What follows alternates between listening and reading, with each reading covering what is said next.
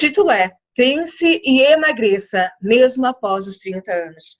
E deixa eu me apresentar, né? Sou a Veridiana Vansan, eu sou nutricionista e coach de emagrecimento e tenho trabalhado nos últimos anos com um grupo de mulheres que são extremamente vitoriosas. Ou seja, elas já passaram por todos os meios possíveis para emagrecer e por muito tempo brigaram com a balança. E somente depois que elas começaram a pensar é que elas emagreceram.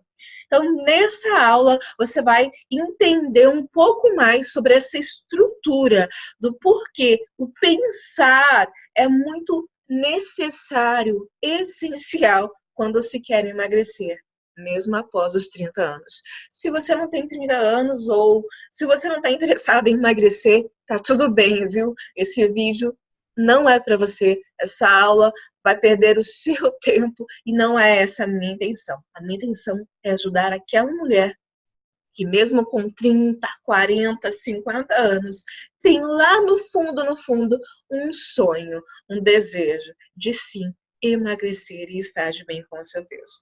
Bora lá para a aula? Então, aconselho você a pegar papel e caneta para que você possa anotando os tópicos, porque a aula tem muito conteúdo e certamente você anotando vai fazer uma reflexão depois dessa aula e se fizer sentido, é claro, você vai começar a ver as transformações logo nos primeiros dias depois de ter assistido essa aula. Bora lá? O que eu quero começar dizendo? Que o cenário atual do nosso país tem revelado, através de uma pesquisa, né, feita pelo Ministério da Saúde, segundo dados da Vigitel, em 2016. Olha que nós já estamos em 2018. 50,5% das mulheres, ou seja, metade ali da população das mulheres estão em sobrepeso. E um dado que muito me chamou a atenção é justamente entender essa conexão da faixa etária, né? 61,1% são mulheres de 35 a 44 anos que estão em sobrepeso. E aí, quando aumenta a faixa etária, a porcentagem também aumenta. Veja como é interessante também um outro dado, dizendo que os indicadores de consumo do refrigerante, do suco artificial, caíram significativamente de 30,9% em 2007 para 16,5% em 2016. Sim, é um grande avanço, é uma grande vitória. Agora, mesmo sendo um avanço, uma vitória, tendo os dados com relação ao refrigerante, ao suco em pó, sendo reduzidos ao longo dos anos, nós temos ainda muito elevados os indicadores de diabetes e pressão alta nas mulheres, principalmente naquelas com mais idade. E qual é o plano de ação que o Ministério da Saúde tem trabalhado, tem divulgado? São 3. Deter o crescimento da obesidade, reduzir em 30% o consumo dos refrigerantes, dos sucos artificiais até em 2019 e aumentar em 17,8% o consumo de frutas e hortaliças.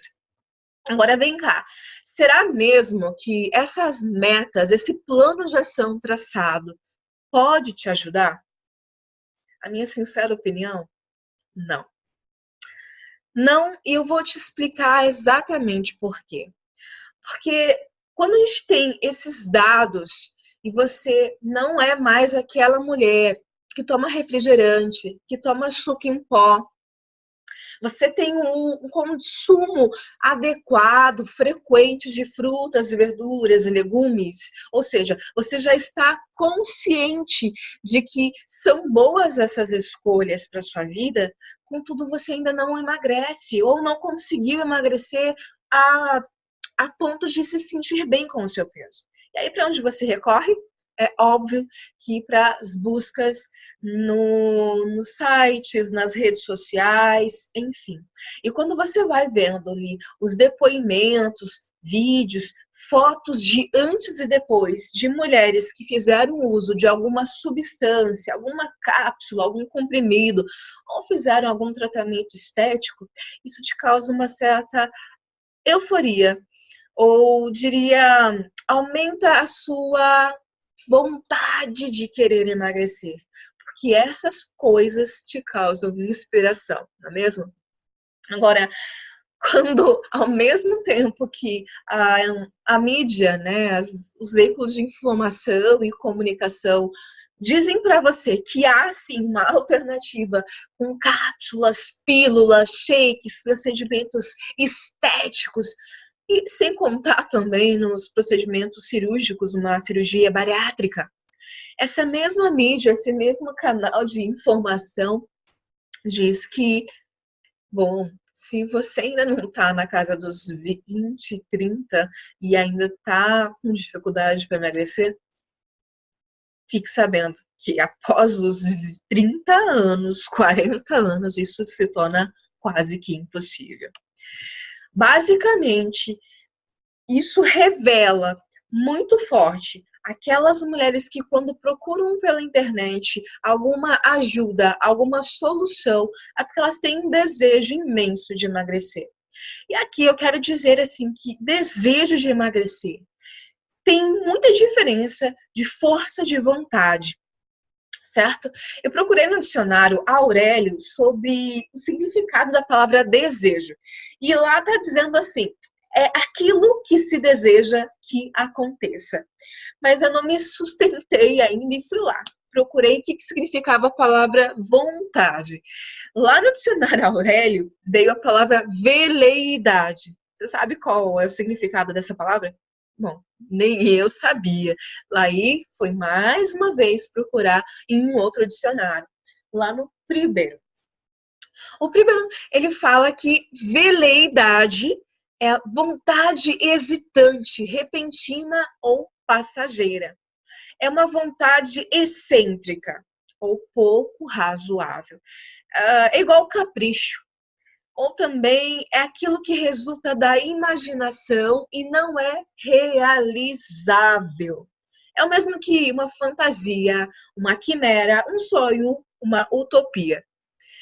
E olha a quarta definição para a palavra veleidade: volubilidade e inconstância. É basicamente isso.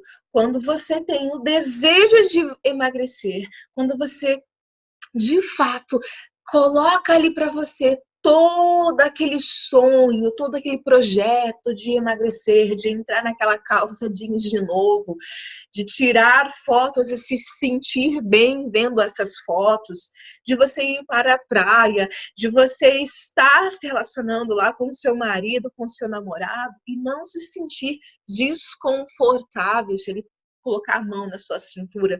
Tudo isso ele vai tomando proporção à medida que lá você vai vendo os antes e depois encontrados na internet, certo? Certo. Aí você tenta e você descobre que não deu. E aí vem uma pessoa ou várias pessoas dizendo assim: olha, sabe, fulana, para emagrecer você precisa ter força de vontade. Então, essa mulher que quer emagrecer coloca como um indicador de sucesso, isso é, como um parâmetro para ela alcançar o emagrecimento dela, a força de vontade e o desejo. E todos os seus planos, eles são criados nessa direção, de ter força de vontade e de ter um desejo. Agora, esse é o grande perigo. Fica aí atenta, porque as próximas vezes que você ouvir sobre para emagrecer, você precisa ter força de vontade, isso pode ser muito perigoso. Porque a força de vontade é algo muito fraco. Isso mesmo. Ela pode sim ser o primeiro start, ser aquela grande oportunidade da virada. É a primeira marcha. Quando você vai dirigir e coloca o carro em movimento, você passa o carro para a primeira marcha. Agora, se a trajetória é muito longa, você vai ficar o tempo todo usando a primeira marcha? É óbvio que não. É óbvio que nenhum carro que seja automatizado, ele tenha o sistema ali de trabalhar apenas na primeira marcha. Hoje tem tantos carros mais evoluídos que, por exemplo, trabalham até a sexta, sétima, oitava marcha. Então, quer dizer que dependendo da trajetória que você estiver, você precisa mudar a marcha. E a força de vontade é só a primeira delas. As mulheres cheias de força de vontade para emagrecer, elas são aquelas que são inspiradas pelos depoimentos de mulheres que emagreceram. E elas pensam assim, puxa, eu sei o que fazer. Eu sei como fazer. Então, eu vou lá fazer. Quando, na verdade, não, ela não faz. E pior, ela não sabe por que não faz. E quando ela faz, quando ela volta a pegar o cardápio que a nutricionista passou, ou quando ela volta a ir para a academia, ou só de pensar que ela tem que ir para a academia, isso gera uma sobrecarga. E todas as vezes que ela pensar em fazer algo, ela não vai conseguir entrar em ação. E isso é muito frustrante. Isso é muito chato. Isso é muito ruim. Agora, eu quero te apresentar 3 categorias de mulheres que estão ali envolvidas no processo de emagrecimento, ok? A primeira categoria são aquelas mulheres que eu diria que elas são as fracassadas. Aquelas que sempre falam assim, eu tenho que emagrecer, eu preciso emagrecer, eu quero emagrecer, nossa, eu devo emagrecer. Elas tentam, mas elas não levam nada adiante. Isso basicamente porque o eu quero emagrecer, eu tenho que emagrecer, eu devo emagrecer é muito fraco. E basicamente está ali alinhado com algo de apego. Essas mulheres, elas dizem essas frases porque basicamente lá no fundo elas estão apegadas com uma essência, um padrão. E esse padrão faz com que elas não mudem de decisão, que elas cumpram ali sempre as mesmas ações. Iniciar um projeto, parar no meio do caminho. Porque, de fato, elas não mudaram. Elas não estão decididas a mudar. Porque quem está decidido a mudar, está decidido a pagar um preço. E as mulheres fracassadas não estão decididas a pagar um preço para emagrecer. Agora, tem a categoria das medianas.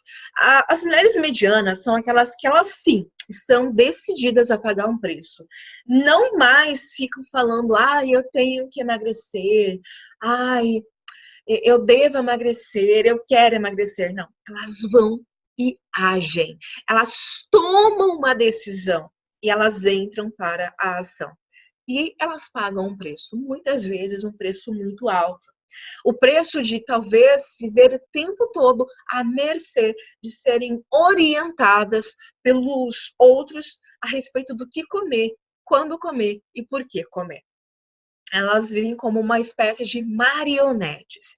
Elas acabam não tendo mais a percepção dos sinais que o seu corpo dá de fome, saciedade ou pela escolha alimentar em si.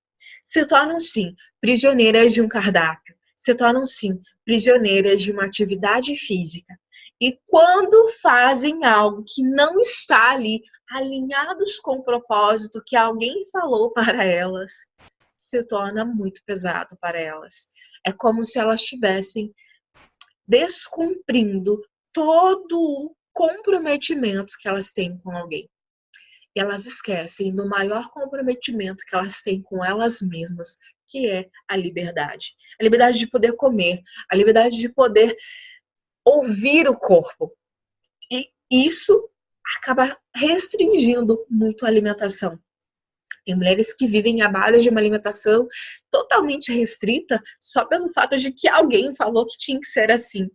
Contudo, o grande desejo do coração delas é, no final de semana, poder passar com a família num almoço tradicional, comer a sobremesa que a avó preparou, enfim, viver de forma concreta os seus, as suas raízes, né?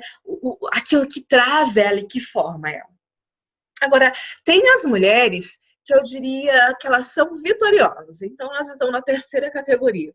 As vitoriosas, elas já passaram possivelmente pela categoria 1 e 2 e agora elas estão no nível, no topo, eu diria, do autocomprometimento com elas próprias. Sim, elas tomaram uma decisão, elas decidiram pagar um preço, elas conseguiram emagrecer, porque elas enfrentaram uma batalha interna. Isso mesmo.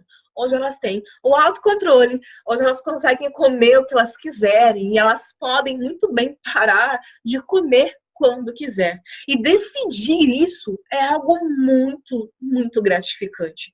Na verdade, é até mesmo libertador. Qual dessas três categorias você acha que se encaixa nesse momento? Bom, é muito importante, sim, saber de nutrição. É óbvio, né? E tanto é que hoje eu vejo que para a gente continuar desempenhando nossas atividades, nós temos que nos alimentar, porque é através dos alimentos que recebemos nutrientes que mandamos ali energia e todo o suporte para as funções vitais do nosso corpo. Isso é óbvio. E então, existem ali vários conceitos na nutrição que nós temos que entender que eles são importantes e que não podem ser negligenciados. São, por exemplo, as 4 leis da alimentação saudável.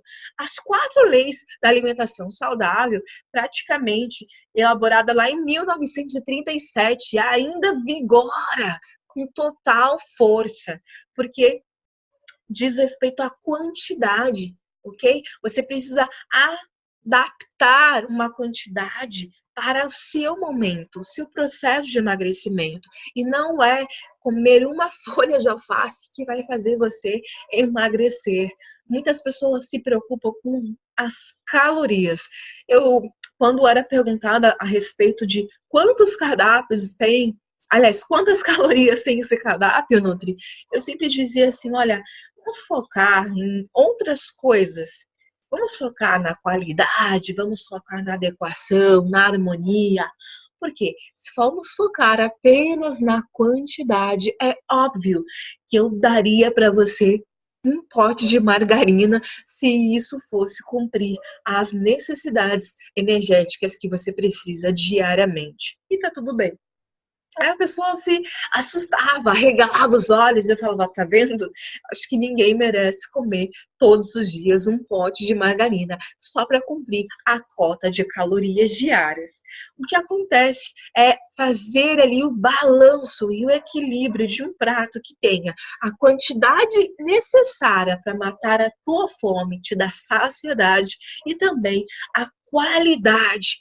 Tem gente que come num prato, numa refeição única, alimentos de um mesmo grupo, né, de nutrientes. Então coloca lá batata, coloca arroz, coloca macarrão, coloca maionese, né, e enfim, mandioca, e sobrecarrega esse prato de apenas um único grupo de nutrientes. Quando na verdade nós temos vários grupos e eles são essenciais e importantes, e nenhum deles, eu repito, mesmo que você esteja fazendo a dieta do estilo low carb, eu sigo essa linha de alimentação, eu gosto muito, mas eu repito, nem assim podemos negligenciar e restringir 100% o carboidrato, por exemplo, ou a gordura, por exemplo, ou proteínas. Bom, e aí vamos pensar numa floresta. Pense que nessa floresta ela é composta por árvores, ela é composta por flores, enfim. Todos os elementos ali representam um espaço, estão ali em harmonia com aquele ambiente. No nosso prato também deve ser assim.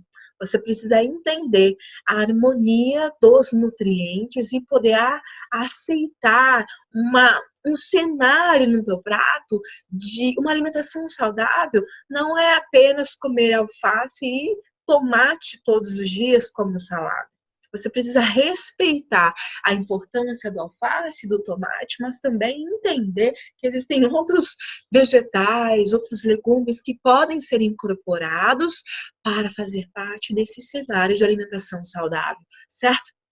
Agora, na questão da adequação, eu digo que essa lei ela é muito interessante porque eu não dou um pedaço de churrasco, de carne de churrasco para um bebê recém-nascido, né? Então, da mesma forma, a pessoa que fez cirurgia, né, que retirou os dentes do siso, ela não vai conseguir ali comer um pedaço de carne. Também eu não posso negligenciar, né, que ela consuma ali só líquidos o ano inteiro por conta dessa cirurgia de dente. Existe a questão do período, da vivência, daquele momento que a pessoa está vivendo. Se ela é uma atleta, né, essa mulher ela precisa de cuidados específicos para essa atividade, para esse esporte, né, em questão. Basicamente, cada ciclo da vida precisa ter uma adequação da sua alimentação. Anotou, então? Vamos para o próximo slide, que tem muito mais essa aula. Aí, quando as pessoas falam para mim, tudo bem, Verejana, não vamos nos preocupar tanto com calorias, mas eu tô perdidinho na vida para saber qual é a quantidade certa, qual que é a porção certa de isso, de comer aquilo outro. Então, para isso, diante de tantas dúvidas que surgem nessa questão de porcionamento, o Ministério da Saúde ele elabora ali vários instrumentos para auxiliar, né, para educar a população. Um deles é o Guia Alimentar para a População Brasileira, que está super atualizado. O último guia, né, foi feito no ano passado. Provavelmente esse ano também está para surgir um novo guia. E nesse guia tem os conceitos básicos da nutrição, então quais são os grupos de nutrientes, quais são as funções, o porquê é importante consumir, e também os equivalentes de nutrientes e quantidades, medidas caseiras a respeito de alimentos. Então, quanto equivale uma xícara de arroz? Então, quanto equivale 2 fatias de pão? 2 fatias de pão equivale a 4 biscoitos de água e sal, a 4 biscoitos de maisena, a 2 biscoitos recheados, enfim. Isso de porções já tem ali à sua disposição, basta você pesquisar, tá bom? Eu posso deixar abaixo aqui um link de um artigo para você abrir, vai ter ali um quadro, uma tabela, onde você pode calcular suas necessidades diárias, onde você pode também ter uma noção sobre as porções e os grupos alimentares, beleza? Show de bola! Vamos continuar então. E é engraçado dizer tudo isso de nutrição e agora vem jogar um balde de água fria, dizer que a verdade é que dieta e atividade física no emagrecimento não é tudo, tá? Não é tudo. Costumo lembrar uma frase de uma mentora que ela falava: corpo magro com mente gorda tem prazo de validade. E é bem isso. Quando você faz uma bariátrica, mas não muda a sua concepção de vista com relação aos alimentos, não muda o seu comportamento com relação às suas atitudes alimentares, a como você se vê, né, diante do mundo, a cirurgia provavelmente vai ter um prazo de validade. Tomar um remédio, né, tantos remédios hoje, sibutramina, fluoxetina, enfim, várias substâncias que hoje até em alguns estados da Europa estão até proibidos devido aos seus efeitos colaterais. Quando as pessoas tomam essas coisas, emagrecem, né? Mas elas voltam a engordar. Porque justamente elas não trabalharam a mente delas. Elas não trabalharam a mente gorda e não transformaram essa mente gorda em mente magra. Então, basicamente, é sobre isso que eu vou falar agora nessa parte da aula. Presta atenção, anota, tá? Para que essas etapas possam ser internalizadas por você. Existem 5 etapas que são muito importantes quando se quer criar uma mente magra. O autoconhecimento, preparar o cérebro, entender o cérebro, blindar o cérebro e quebrar os padrões. Vamos ver etapa por etapa. E lá no final, se você achar que tudo isso fez sentido, eu convido você a colocar em prática a reflexão desta aula e você começará a ver a transformação inicial no seu padrão mental. A etapa 1 diz respeito ao autoconhecimento. Muito bem, tem uma frase de um estrategista chinês, né? Ele viveu muito tempo antes de Cristo e ele disse num livro, A Arte da Guerra: se você conhece o inimigo e conhece a si mesmo, não precisa temer o resultado de 100 batalhas. Agora, se você se conhece, mas não conhece o inimigo, para cada vitória ganha, sofrerá também uma derrota. E se você não conhece nem o inimigo, nem a si mesmo, perderá todas as batalhas. O que esse estrategista chinês, lá 500 e poucos anos antes de Cristo, escrevendo aquele livro, falando para o seu general, pode nos dar como exemplo no emagrecimento? Tudo. Exatamente tudo. Por quê? Porque o que faz uma mulher emagrecer e não voltar a engordar, independente da sua idade ou do seu conhecimento de nutrição, é ela se conhecer, é ela saber quais são os seus reais pontos fracos, mas focar nos seus pontos fortes. E por meio do quê? Por meio de um processo que vai desenvolver conhecimentos, habilidades e atitudes para ela atacar o inimigo. Esse inimigo, ele pode vir com seus comparsas ou sozinho, não importa. O que realmente importa é que essa mulher precisa reconhecer todas as vezes que esse inimigo tentar investir contra ela e enfraquecer as suas tentativas de domínio. Engana-se a mulher que acha que está lutando contra a balança. Ela, na realidade, está lutando contra os seus sabotadores internos e externos. E por onde começar? Pelo autoconhecimento. Então você pode falar assim, olha, Dreisma, realmente, chegando nessa parte da aula, lembrei que meu marido sempre me sabota.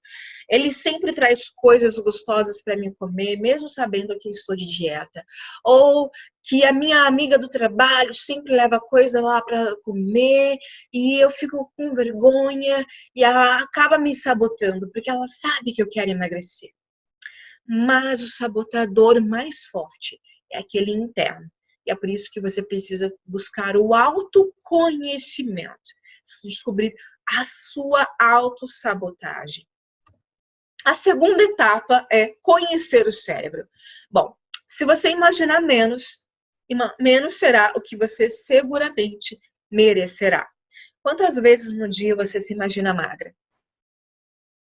Agora, quantas vezes no dia você se imagina e até pronuncia quanto você é gorda, o quanto você tá ridícula, o quanto as roupas não te servem, o quanto você não se sente bem com esse peso, com esse corpo, quanto é difícil, o quanto o seu corpo já não responde mais ao emagrecimento.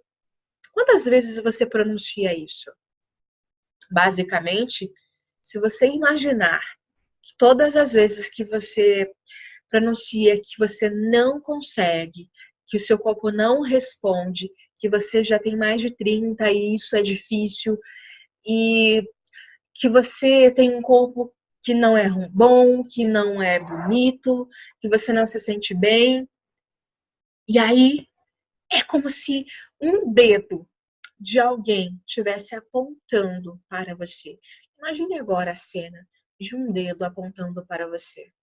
e te acusando o quanto você é fracassada, o quanto você não dá continuidade a tudo que você começa, o quanto teu corpo não reage mais porque você já passou dos 30, o quanto você é fraca, o quanto você é feia e gorda, desengonçada. Imagine essa voz, esse dedo apontando para você. O que você sente? Ao mesmo tempo, eu quero que você imagine agora uma nova cena. Imagine você com o corpo que você deseja ter. Se for preciso, até feche os seus olhos e continue ouvindo a minha aula. Mas fixe na sua mente uma imagem do seu corpo mais magro. Talvez o seu corpo de quando você tinha seus 20, seus 15, de quando você era jovem e solteira, de quando você ainda não tinha filhos, ou o corpo de quando, enfim, ou o corpo que você nunca teve, mas que você sonha ter. Imagine que roupa você está agora vestindo. Imagine onde você está vestindo com essa roupa, com esse corpo que você deseja. Com quem você está? Imagine o que as pessoas estão falando de você a respeito dessa sua nova identidade. Imagine você, o que você está pensando a seu respeito, estando magra. Como você se sente? Abre os olhos. Como você se sente ter imaginado um corpo que você gostaria de ter? E eu repito a frase. Se você imaginar menos, menos será o que você seguramente merecerá. Então, nessa etapa, conhecer o seu cérebro. Você teve duas experiências. Imaginar algo ruim. Você já está vivendo, não é? Mas eu te convidei para imaginar algo bom. E que tal você imaginar várias vezes isso? Porque dessa forma, o seu cérebro vai entender exatamente o que você quer. E ele vai te ajudar. E você vai passar a conhecer mais sobre ele. Ele vai se tornar o seu aliado e não mais o seu inimigo. Entendeu? Bom, agora tem uma pergunta assim, nessa etapa 3, entender o seu cérebro. Por que é tão difícil fazer o que nós sabemos que é preciso ser feito para emagrecer? Você sabe responder essa? Se você souber, ótimo, perfeito. Agora, se você não souber, fica aí para você anotar essa pergunta, porque lá vem a resposta. A resposta é porque nós não conhecemos os caminhos neurais para emagrecimento previsível. Isso mesmo. Uma mulher que ela quer emagrecer, ela ainda não conhece quais são os caminhos neurais que ela pode usar a seu favor para promover o emagrecimento previsível. O fato é esse, que a etapa de entender o cérebro é trabalhar crenças limitantes, enfraquecer essas crenças ou até mesmo eliminá-las, colocar crenças fortalecedoras no lugar. Quando eu falo para você que você não é fracassada, eu estou quebrando uma crença. Quando eu falo para você que emagrecer depois dos 30 não é impossível, eu estou quebrando essa crença.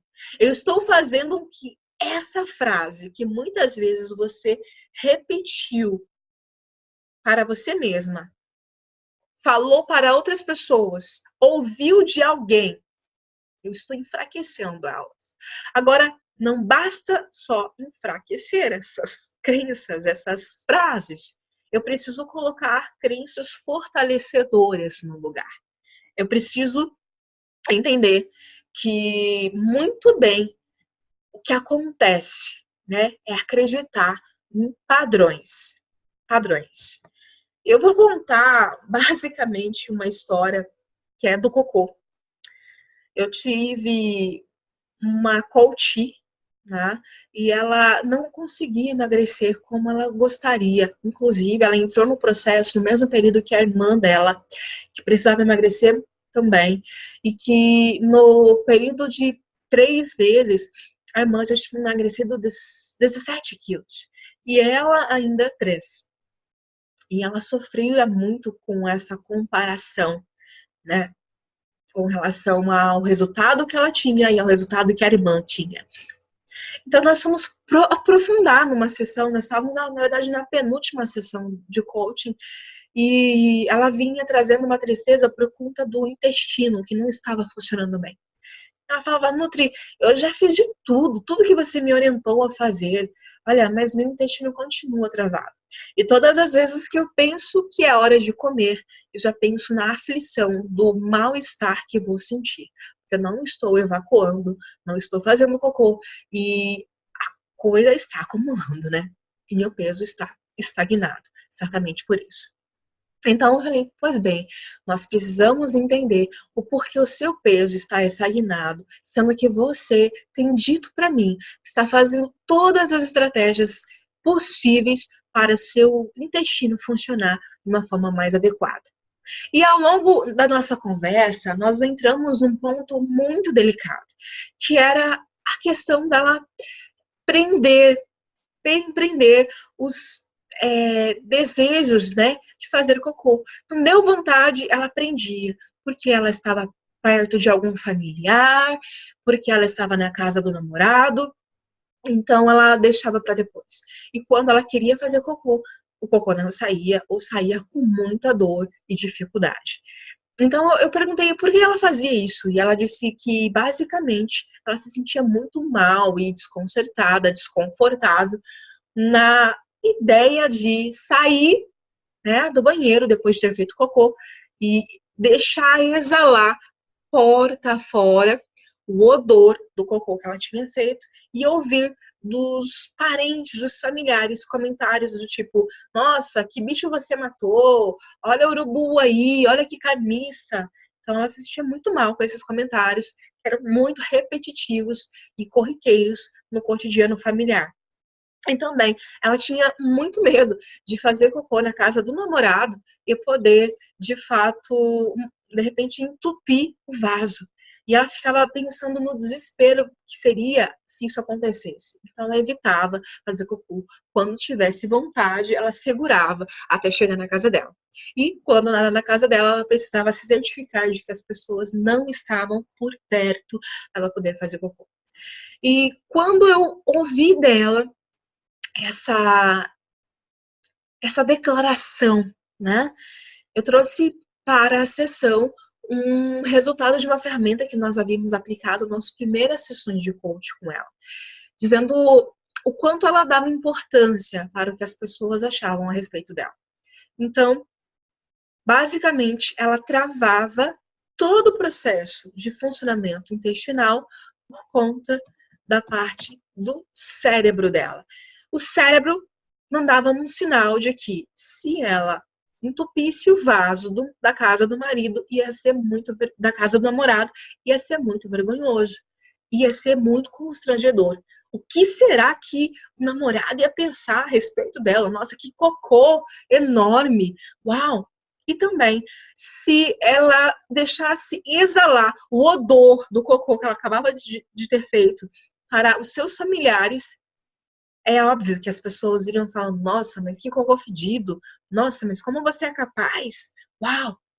Então, fomos trabalhando esse caminho, né, de o quanto o pensamento, né, de achar o que as pessoas achavam dela era muito intenso na vida dela, intenso, e estava atrapalhando o emagrecimento.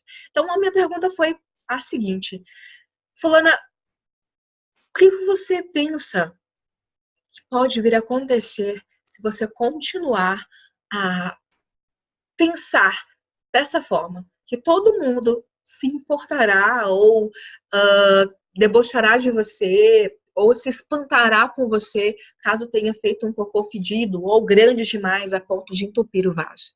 E ela disse, não, eu não chego a pensar no depois. Eu só chego a pensar que isso pode acontecer e eu quero evitar. E falo, mas você quer evitar o que, de fato? O que você quer evitar? Então, a gente foi trabalhando nessa linha. E ela, depois de muito pensar, disse: eu quero evitar ser constrangida, eu quero evitar ser notada pelas pessoas de uma forma negativa. E isso é o que eu quero evitar. Então eu falei: e isso teria qual impacto no seu emagrecimento? E ela falou: não sei dizer ao certo, acho que nenhum. Eu falei assim: bom, se você quer evitar ser constrangida, então você está querendo evitar fazer cocô quando sente vontade, certo? Por conta desses fatores que você já me apresentou, ok? Então, diga-me o que pode acontecer se você continuar retraindo a vontade de fazer cocô. Ela falou, ela é bióloga, inclusive, e ela falou: olha, eu sei que pode ser que isso pode me causar um malefício na minha saúde. Eu falei: mas qual malefício? Não sei. Um câncer? Você pensou já nisso? E ela já se assustou quando eu falei essa palavra câncer, porque de fato ela pensou na avó que havia falecido de câncer de estômago e quanto foi o sofrimento dessa doença na vida da avó dela, porque deixou a avó sem a possibilidade de comer coisas que ela gostava. E a avó emagreceu horrores por conta disso. Então, basicamente, ela falou: bem, eu posso continuar comendo, mas eu preciso eliminar as coisas, os resíduos. E isso fará com que eu possa emagrecer. Mas eu não sei como fazer isso. Então a gente foi trabalhando o quanto era enraizado no cérebro dela essa questão do por que ela não sabe como fazer. Era justamente porque ela queria não passar a imagem negativa. Ela sempre queria passar a imagem positiva. E aí eu perguntei: então quer dizer que o seu namorado não faz cocô fedido? Ou talvez um cocô grande a ponto de repente entupir o vaso? Ela: ai, não sei. E você já sabe? E você perguntou isso pra ele alguma vez? Não, não sei. Não, nunca perguntei. Então, baseado no quê? Você acha que só você pode entupir o vaso? Baseado no quê? Você acha que só você pode fazer um cocô fedido? Então a gente foi desconstruindo. Eu não quero alongar essa conversa da sessão, mas é basicamente fomos caminhando para uma nova forma de pensar. Fomos construindo um novo caminho neural para que ela pudesse ter um emagrecimento previsível. Hoje, ela tem um emprego que antes, no processo de emagrecimento, ela lutava, mandava currículos e currículos, mas ela não conseguia passar pelos processos de seleção, porque ela tinha muito forte essa coisa do que as pessoas vão pensar a meu respeito. E hoje ela está conseguindo emagrecer, né? Consegue estar num caminho de emagrecimento previsível, máximo, né? Agora, é exatamente isso. Quando você tem o entendimento, você consegue passar para a etapa do blindar o seu cérebro. Porque nós trabalhamos a sessão, né, com um plano de ação, que foi levar para ela uma tarefa de casa, para que ela pudesse blindar o cérebro dela. Bom, diante de uma tomada de decisão, né, de mudar, vai vir o medo. Como veio o medo dela de fazer cocô perto dos seus familiares, né, próximo dos seus familiares ou na casa do namorado. E aí, o que fazer? Então, nós somos quem escolhemos, quem irá predominar em nossas ações. Se são os nossos sabotadores internos ou sabotadores externos. E é muito baseado no que nós mais acreditamos. Se eu acredito fortemente que é o sabotador externo, né, eu vou criar historinhas e justificativas sempre para dar ali uma ideia de que eu não fui no banheiro, eu faço cocô naquela hora que eu estava com vontade, porque eu estava próxima de uma pessoa e ela ia sentir o cheiro. Ou, porque meu namorado, imagina, se ele pensar na ideia de que eu vou entupir o vaso da casa dele. Enfim, que rege? O que rege aquilo que você acredita? É basicamente o que vai predominar a sua ação. E a etapa 5 é quando você quebra os seus padrões. É quando você, de fato, desconstrói uma música como essa. Eu nasci assim, eu cresci assim, eu vou ser sempre assim, Gabriela.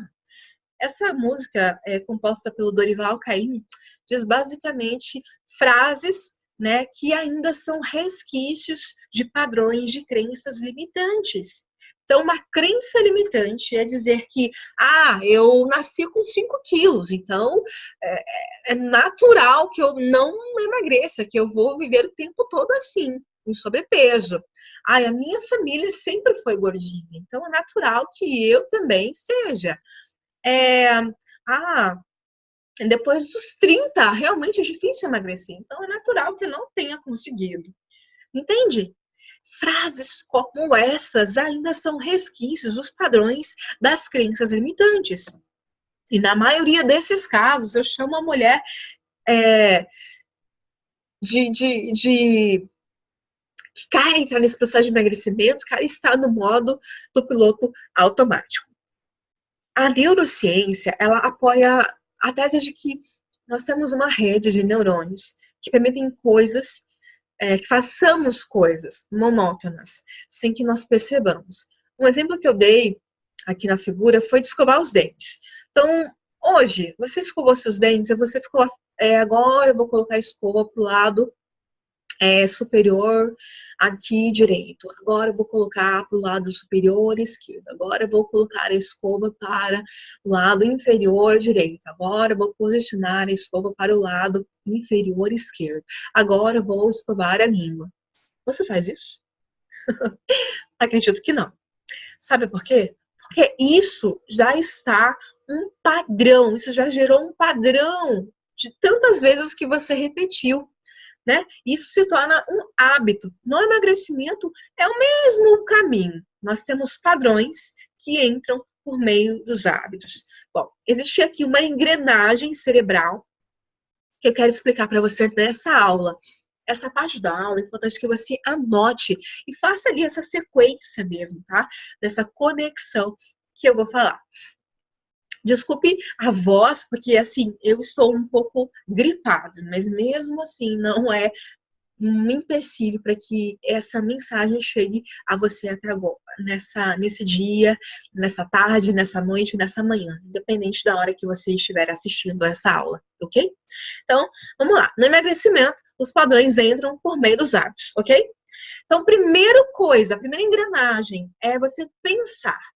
O gatilho para tudo é o pensamento. Então, vamos supor uma mulher que gosta muito de comer doces. Ela é compulsiva por doces, né? Na TPM eu gosto muito de comer chocolate, tem que comer chocolate. Aí ela vai no mercado, ela se lembra que na semana que vem ela já vai entrar no período da TPM. Então, no mercado, ela já começa a pensar, puxa, eu já vou pegar um chocolate aqui, porque semana que vem, né, eu vou sentir vontade, então é TPM, então não tem jeito, tem que comer chocolate mesmo. Então, começa a passar esse pensamento. E aí já vem para a parte do sentimento ou motivação. Existe essa questão da motivação, que foi a TPM, né? Mas podemos dar um outro exemplo, né? A pessoa, de repente, nossa, tá muito calor hoje, e eu quero muito me refrescar, porque hoje o dia foi muito cheio, foi trabalho muito intenso, muito duro no serviço.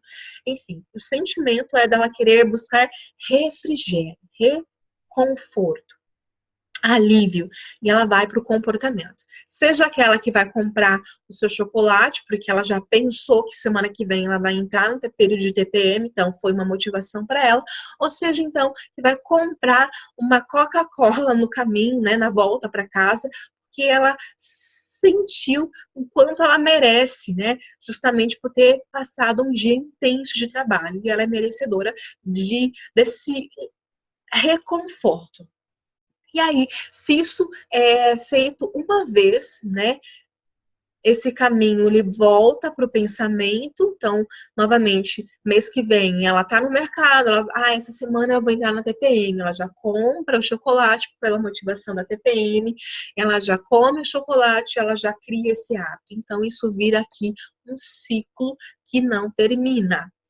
Para você quebrar esse ciclo da mente gorda e criar um ciclo para a mente magra, basicamente vamos usar a mesma estrutura. Você vai pensar, ok? Você vai pensar como você gostaria de estar pesando, qual é o peso que você sente-se confortável e você vai sentir. E o sentimento aqui pode entrar para a parte de imaginação ou visualização.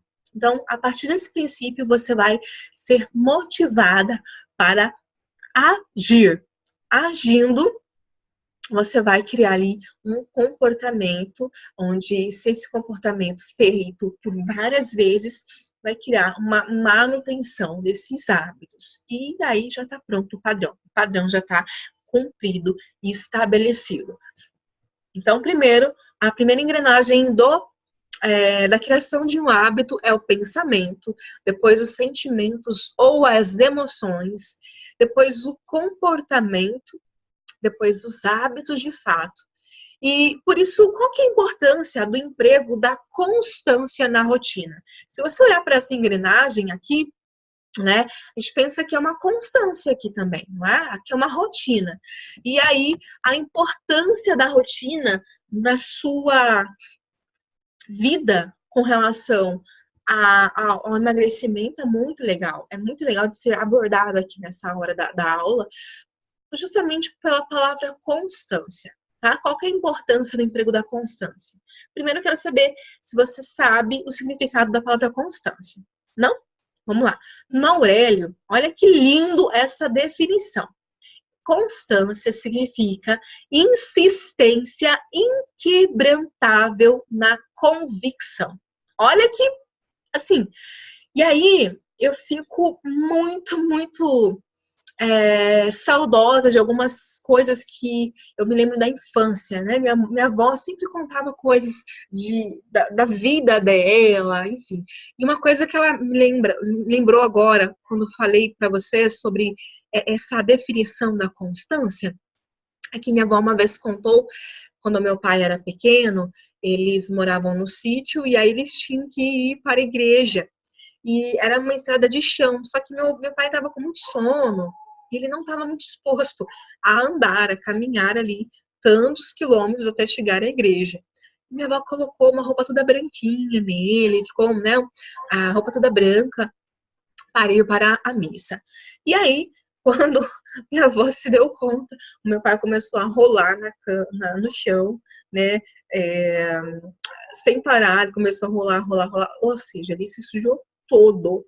E aí, ele, de fato, convenceu a minha avó de que ele não queria ir para a igreja e minha avó teve que voltar. Bom, aqui nesse contexto, eu não quero entrar sobre colocar limites em birras de crianças, mas nesse contexto, eu quero colocar junto a palavra constância. Quando meu pai decidiu que ele não queria ir para a igreja, ele falou, mas não foi necessário, não foi suficiente. Ele teve que agir, ele teve que insistir, porque ele estava convicto de que ele não queria ir, né? Ele queria, de fato, mostrar ali ao quanto ele estava convicto de que naquele momento a tomada de decisão dele era não ir, a escolha dele era não ir. Então ele rolou no chão.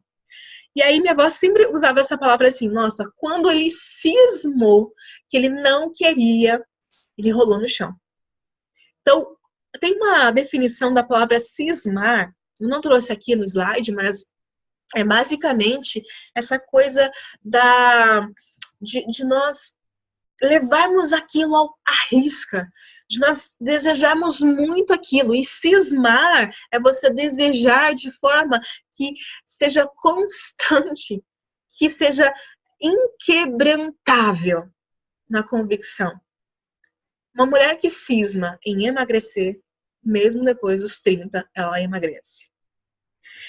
E aí, junto aqui com essa questão do cismar, dessa questão da constância, eu tenho que falar que é muito importante ter uma rede de apoio.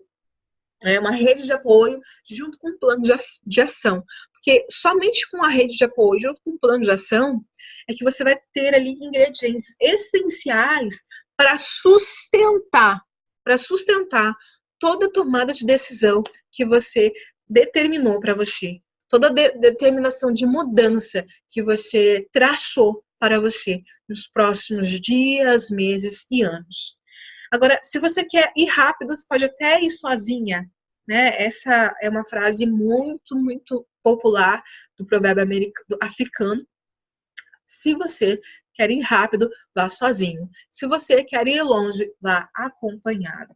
Basicamente, é aquela pessoa que entende que sozinha ela pode ser engolida, esmagada pelos seus sabotadores internos. E aí, é óbvio que podem vir os sabotadores externos como comparsas, como aliados para afundar mais ainda essa mulher que deseja emagrecer. Andar com pessoas que estão ali na mesma meta, no mesmo propósito, é muito mais fácil, é muito mais leve, é muito mais gostoso e saudável. Tem uma frase de um palestrante muito famoso, que ele fala que nós somos a média das 5 pessoas às quais convivemos. Com quem você tem convivido? Essas pessoas, elas estão sendo ali aliados para o seu propósito, para a sua inquebrantável convicção de que mesmo depois dos 30 anos você vai conseguir emagrecer? Ou são pessoas que estão sabotando o que você pensa e faz? Cuidado. E aí? Como então driblar a mente gorda? Como você pode driblar? Primeiro de tudo, feche os seus olhos e volte a imaginar a cena de você com o seu peso ideal. É o primeiro passo. E o segundo é como você salvar esse processo de emagrecimento. Você precisa entender que existe uma sequência, um método, um processo a ser cumprido. As etapas que eu coloquei, né, elas precisam ser ali conectadas. Pensar, sentir, se comportar, criar uma nova maneira de ser. Isso tudo está alinhado com as 5 etapas que a gente trabalhou nessa aula, ok? Bom, e aí você precisa estar atenta para não cair nas armadilhas da voz do crítico interno. Né? Você pode olhar a história de mulheres que fizeram algum procedimento estético, fizeram uso de alguma medicação, ou até uma cirurgia para emagrecer, elas vislumbrarem, né, quilos e mais quilos perdidos. Mas depois elas sofreram o duro golpe do fracasso. Se você parar de procurar automotivação, ou se você parar de otimizar os seus processos internos e parar de fortalecer o seu sábio, ao contrário de fortalecer o seu crítico interno, o fracasso no seu emagrecimento é algo muito, muito provável. Eu vou repetir. Se você parar de se automotivar, de otimizar os seus processos internos para fortalecer o seu sábio, o seu fracasso no emagrecimento é certeiro. Eu trago recordações de quando eu comecei a atender como nutricionista, em 2008. E eu tinha, assim, uma grande dor, né? Era quando as pessoas, elas pegavam o cardápio, não emagreciam, não dava certo por algum motivo, e elas... Depois eu ficava sabendo que elas estavam fazendo uso de alguma cápsula, de algum comprimido, de algum procedimento estético, porque o cardápio não deu conta. Agora, em 2016, eu tomei uma decisão. E desde então, eu tenho seguido firme a missão de nunca ficar mais para trás, quando o assunto é ajudar uma mulher a emagrecer de vez, mesmo que ela tenha chegado aos 30 ou 40 anos ou mais. E se você está pronta para se posicionar diante do espelho e decidir de qual lado ficar, se você vai ficar do lado do crítico interno, te massacrando, te esmagando, te apontando os seus erros, dizendo que você é uma fracassada, ou você vai ficar do lado do seu sábio, que pode te ajudar a ver um novo caminho, um novo plano neural. e te criar uma rede de apoio. A escolha é sua. Agora, se você escolher o sábio, você terá que se posicionar no topo para alcançar emagrecimento sem voltar a engordar. Isso é certo. Porém, se você quer manter esse posicionamento pelos próximos anos, você precisa fazer parte de um grupo que diariamente está à procura de fortalecer o seu sábio. Um grupo que está seriamente disposto a perseguir estratégias poderosas e assertivas para emagrecer sem voltar a engordar. Felizmente, esse grupo tem nome. Pense bem e emagreça mesmo após os 30. Se você quer fazer parte desse grupo e continuar fazendo parte do Pense Bem e Emagreça, esse é o seu próximo passo ideal e definitivo. O Pense Bem e Emagreça mesmo depois dos 30 é um grupo onde você pode ser acompanhada durante 12 meses e terá acesso aos bastidores de todas as estratégias mais avançadas de autocontrole no emagrecimento. Quer ser magra mesmo após os 30, 40 anos? Essa é a sua chance. Clique aqui no link que está na descrição abaixo e faça agora mesmo a aplicação para fazer parte desse grupo. Essa é a sua chance de não ser mais esmagada pelos sabotadores, de evitar o fracasso e de perseguir diariamente o seu próximo nível para estar de bem com o seu peso. Eu te espero nessa jornada que com certeza será incrível. Até mais. Boa sorte!